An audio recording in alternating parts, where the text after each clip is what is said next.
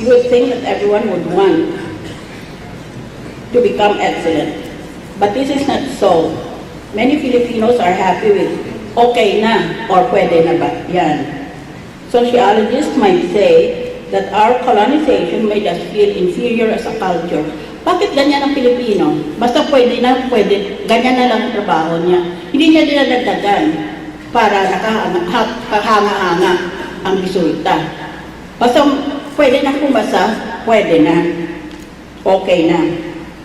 Siguro dahil sa naging under tayo sa mga dayuhan during the regime of the foreigners, the Spaniards and the Americans, who governed our country during colonization days. Economists might say our lack of pride as a people is connected to our poverty and slow economic growth.